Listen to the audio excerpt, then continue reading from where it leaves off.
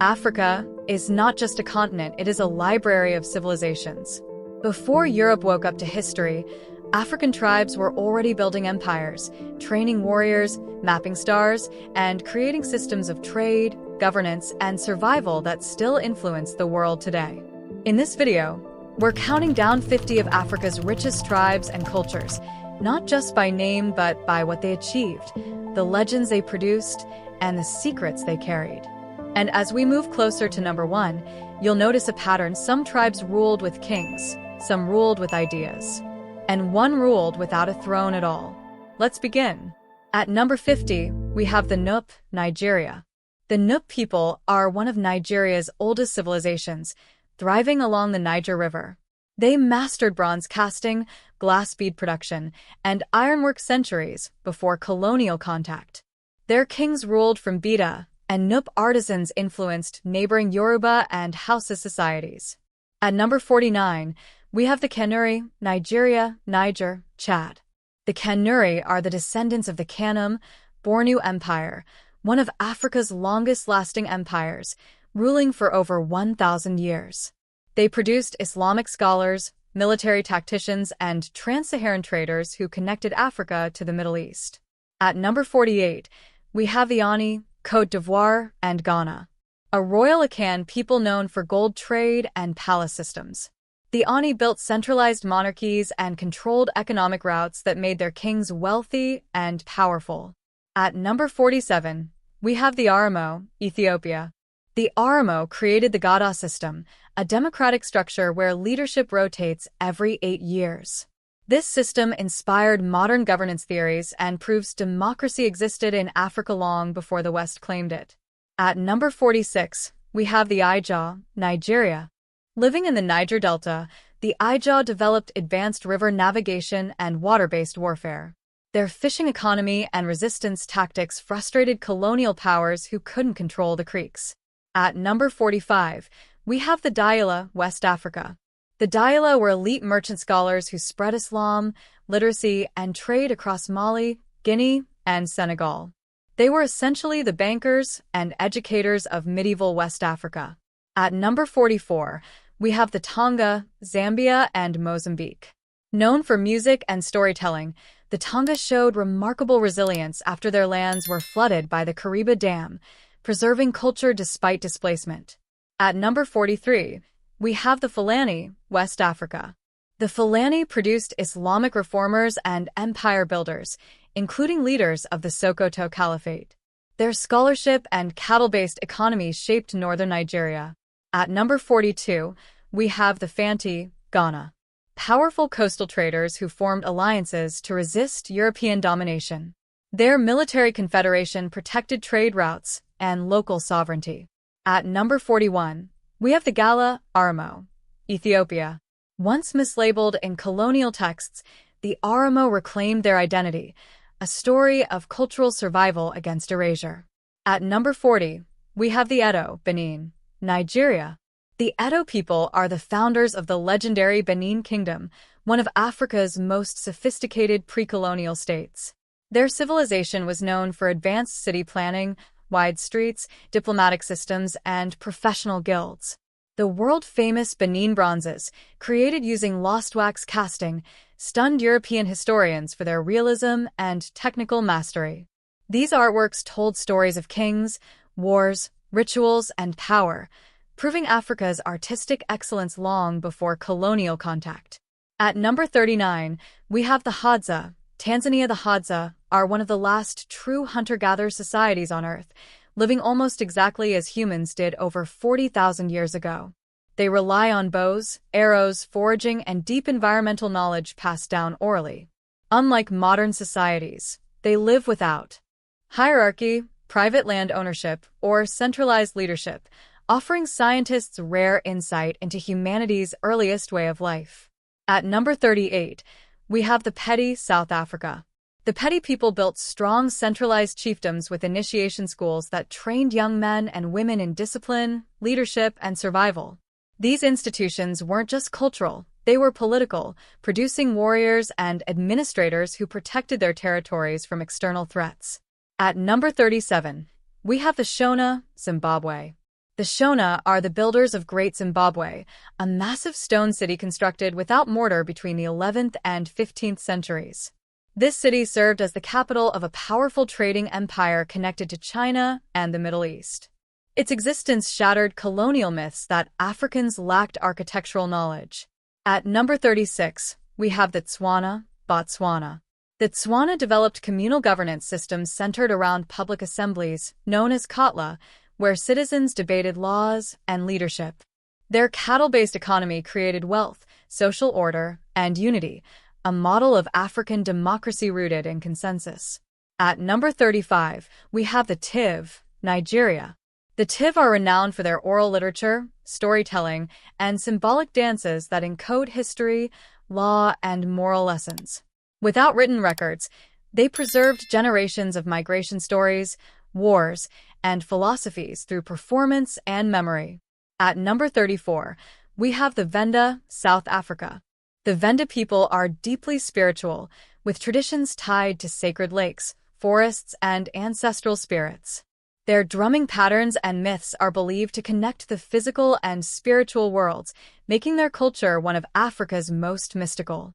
At number 33, we have the Ga, Ghana. The Ga people, centered in Accra, are known for the Homowo Festival, which celebrates triumph over famine. Their culture emphasizes resilience, unity, and remembrance of hardship, turning survival into celebration. At number 32, we have the Fon Benin. The Fon founded the Kingdom of Dahomey, one of West Africa's most militarized states. They created the Agoji, an all-female military unit feared by European armies. These women warriors shattered gender norms and protected the kingdom with unmatched discipline. At number 31, we have the Crew, Liberia. The Crew were elite seafarers and navigators, so skilled that European ships hired them as crew. Their maritime expertise gave them economic independence and allowed them to resist full colonial domination longer than most coastal societies. At number 30, we have the Ndebele, Southern Africa. The Ndebele are globally recognized for their bold geometric wall paintings, created primarily by women. These designs are more than art. They communicate identity, resistance, and history, influencing modern architecture and fashion. At number 29, we have the Dogon, Mali. The Dogon possess complex astronomical knowledge, including detailed understanding of the Sirius star system, which baffled modern scientists. Their cliffside villages and cosmology reflect a deep connection between science, spirituality, and architecture. At number 28, we have the Karo, Ethiopia. The Karo use body painting, scarification, and adornment as living art. Every pattern tells a story: age, strength, beauty, or status, turning the human body into a cultural canvas. At number 27, we have the Sotho, Basotho, Lesotho, and South Africa. Mountain dwelling and horse riding experts, the Basotho built defensive strategies that allowed them to resist conquest. Their Basotho blankets became symbols of identity and royalty. At number 26, we have the Samburu, Kenya. Closely related to the Maasai, the Samburu preserved pastoralism, warrior traditions, and intricate beadwork that communicates age, marital status, and honor. At number 25, we have the Mende, Sierra Leone. The Mende are known for the Sandy Society, a powerful women-led institution that controls education, morality, and leadership training, proving African women held authority long before modern feminism. At number 24, we have the Hausa, Nigeria, and Niger. The Hausa built ancient trade cities like Kano and Zaria, becoming masters of commerce, architecture, and Islamic scholarship. Their language became one of Africa's most widely spoken. At number 23, we have the Sera, Chad. The Sera preserved pre-Islamic initiation rites, music, and agricultural traditions that emphasize endurance and community identity. At number 22, we have the Tuareg, Sahara. Known as the Blue Men of the Desert, the Tuareg controlled trans-Saharan trade routes and mastered navigation across harsh deserts using stars and wind patterns. At number 21, we have the Temni, Sierra Leone. The Temni are agricultural innovators with rich ceremonial traditions that emphasize unity, resilience, and leadership. At number 20, we have the Songhai, Mali, and Niger. The Songhai people are heirs to one of Africa's greatest empires, the Songhai Empire, which dominated West Africa in the 15th and 16th centuries. At its height, the empire controlled key trans-Saharan trade routes, dealing in gold, salt, and knowledge. Their capital cities, especially Timbuktu and Gao, became global centers of learning, housing universities, libraries, and scholars whose manuscripts are still studied today. The Songhai proved that Africa was not only wealthy in resources, but rich in education, governance, and intellectual power. At number 19, we have the Shona, Mozambique, and Zimbabwe. The Shona people trace their roots to powerful ancient kingdoms that shaped southern Africa for centuries. They are best known as the builders of Great Zimbabwe, a massive stone complex constructed without mortar, symbolizing political authority, trade dominance, and spiritual leadership. Beyond architecture, the Shona developed complex spiritual systems centered on ancestral worship, spirit mediums, and sacred land. Their cultural resilience ensured their traditions survived colonial disruption and remain deeply influential today. At number 18, we have the Himba. Namibia. The Himba are a semi-nomadic people whose identity is deeply tied to cattle wealth and ancestral spirituality. They are globally recognized for their use of ajais, a mixture of butterfat, and red ochre applied to the skin and hair, symbolizing beauty, protection, and connection to the earth. Himba society values oral tradition, age hierarchy, and harmony with nature. Despite modern pressures, they have fiercely preserved their way of life, becoming a symbol of cultural continuity in Africa. At number 17, we have the Ibibio, Nigeria. The Ibibio people possess a highly structured cultural system rooted in masquerades, secret societies, and moral governance. Institutions like the Ekpo Society enforced laws, maintained social order, and represented ancestral authority. Their festivals, dances, and masks are not mere entertainment. They are tools of justice, education, and identity. Ibibio traditions emphasize community responsibility, spiritual balance, and respect for elders, shaping social life across southeastern Nigeria. At number 16, we have the San Bushmen, Botswana, Namibia, and Angola. The San are among the oldest continuous cultures on Earth, with a history stretching back tens of thousands of years. They are renowned for their rock art, which depicts hunting scenes, spiritual journeys, and early human storytelling. As expert hunter-gatherers, the San developed deep ecological knowledge, tracking skills, and survival techniques still admired by modern scientists. Their culture provides rare insight into humanity's earliest social structures. At number 15, we have the U, Ghana, and Togo. The U people are masters of rhythm, movement, and communication through sound. Their drumming systems are so precise they function as language, capable of transmitting messages across villages. U's spirituality, festivals, and dances reinforce unity and history, while their craftsmanship in weaving and beadwork reflects cultural symbolism. The U have used art and music not only for celebration, but as tools for preserving identity across borders. At number 14, we have the Somali, Somalia, Ethiopia, Kenya, and Djibouti. The Somali people are renowned for their strong clan-based governance, nomadic resilience, and centuries of trade across the Indian Ocean. Long before colonial contact, Somali merchants connected Africa to Arabia and Asia through maritime commerce. Their poetry, oral history, and customary law, known as Sayr, functioned as a legal and political system. Somali culture values honor, independence, and adaptability in some of Africa's harshest landscapes. At number 13, we have the Khoisan, Southern Africa.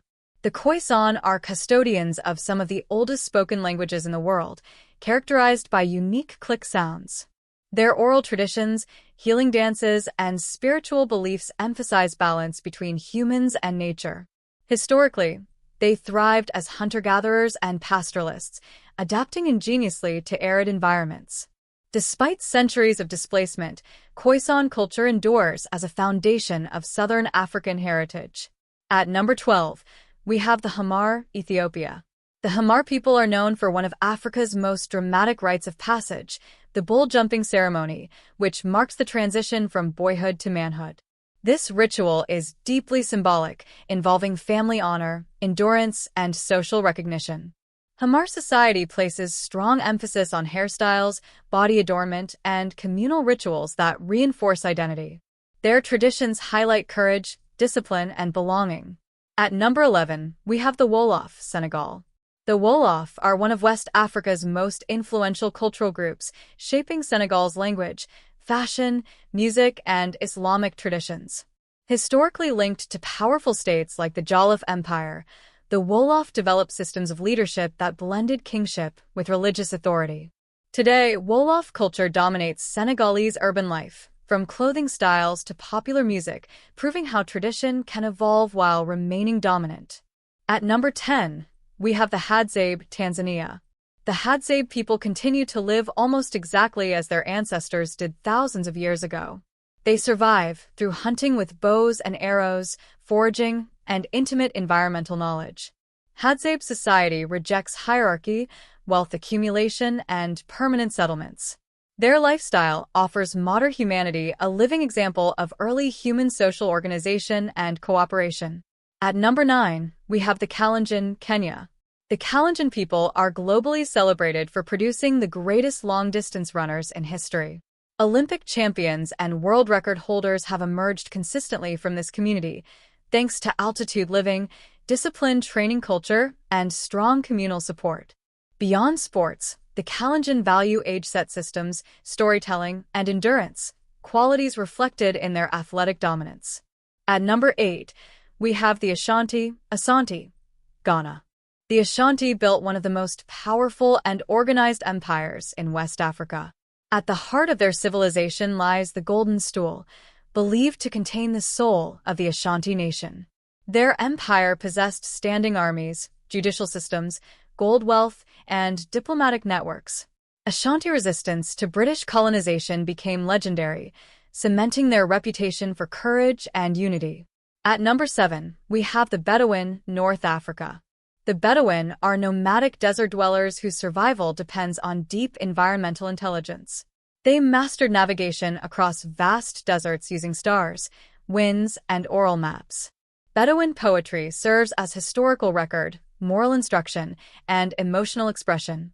Their hospitality codes and warrior ethics shaped much of North African and Arab culture. At number 6, we have the Nubians, Sudan, and Egypt. The Nubians are one of Africa's oldest civilizations, with kingdoms that rivaled and sometimes ruled ancient Egypt. They built pyramids, developed writing systems, and controlled Nile trade routes. Nubian archers were so skilled they were feared across the ancient world. Their legacy remains etched into Africa's earliest recorded history. At number 5, we have the Yoruba, Nigeria, and Benin. The Yoruba civilization is renowned for its rich mythology, spiritual systems, and artistic excellence. Through Ifa divination, bronze and terracotta art, and powerful city-states like Ile-Ife and Oyo, the Yoruba influence religion and culture across the Atlantic world. Their gods, traditions, and festivals live on globally through the African diaspora. At number 4, we have the Maasai, Kenya, and Tanzania. The Maasai are iconic for their warrior culture, pastoral lifestyle, and vibrant attire. They resisted colonial displacement longer than many groups and preserved their language, customs, and rituals.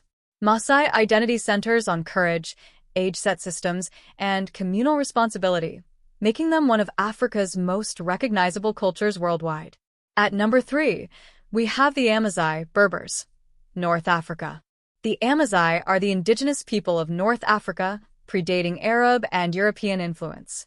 They preserve their language, symbols, and traditions despite centuries of conquest. Amazigh architecture, music, and governance shape Morocco, Algeria, and beyond. Their cultural survival is a story of resistance through identity. At number 2, we have the Zulu, South Africa. The Zulu rose to prominence under Shaka Zulu, who revolutionized African warfare through new military tactics and discipline. The Zulu kingdom unified vast territories and became a symbol of African resistance. Their dances, regalia, and warrior ethos remain powerful symbols of pride and strength. At number 1, we have the Igbo. The Igbo are a people defined by innovation without centralized kingship. Their society emphasized democracy through elders, merit-based success, and entrepreneurship. The Igbo apprenticeship system produced generations of business leaders, while their 13-month calendar and spiritual belief in Chinik reflected advanced philosophical thinking. Even during wartime hardship, the Igbo demonstrated remarkable technological ingenuity, proving that true power lies in adaptability and intellect.